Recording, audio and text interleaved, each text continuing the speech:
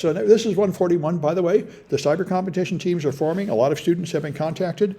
You might still be able to get as an alternate on the penetration testing team, but I think that one might be full. If you want that one, email Elizabeth Biddlecombe. If you want to do National Cyber League, which is much easier, then you fill out this form, and we'll be setting that up in the next few weeks. This is for advanced students who want to go beyond all these courses. They're worth extra credit, though, if you want to do it. They're competitions. This is by far the easier one. This one is very hard. But this one is an individual, and it's at a security plus level, challenges you solve. Anyway, so check that out if you're interested in trying something special. And let's get on to 141. So we're down to here. And the only thing I'm going to do today, not a chapter from the book, I want to demonstrate some projects because of the cryptocurrency demos, which I've added, which are also not in your book. They're in these other books. I mean, the concepts are in these other books, Ethereum and Bitcoin and the Lightning Network. But these projects are actually not in any of those books. What we're doing is talking about smart contract security.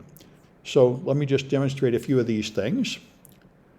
And yeah, I see the comment. Watching news coming from Russia always makes you feel like the end of the world is tomorrow. Well, yeah, it reminds me of my childhood. When I was a young man, we all had exactly the same terrifying thing. The U.S. and Russia, saber rattling, both of them threatening to blow up the world and having the weapons to do it, to where it was pretty scary. Like I said, my whole generation did not expect to live past 30. But we managed to get out of it. Mutual assured destruction, amazingly enough, actually worked. So, by the way, a student just pointed out to me that he's a Windows user, and therefore it's hard to do these Python projects, so I put a note up here. If you are using Windows, then go down to VP10 at the bottom of the page first and do that, where you get Python installed on your Windows machine. It's a little bit tricky to install Python, so I recommend using those instructions. Anyway, so let's start with this one, which is, I think, 351. That was my plan, yeah, 351. All right. So let's talk about Solidity.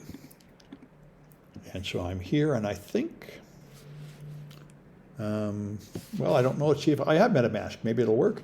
Let's see what I have in my MetaMask here. All right. I've got some Ropsten Ether.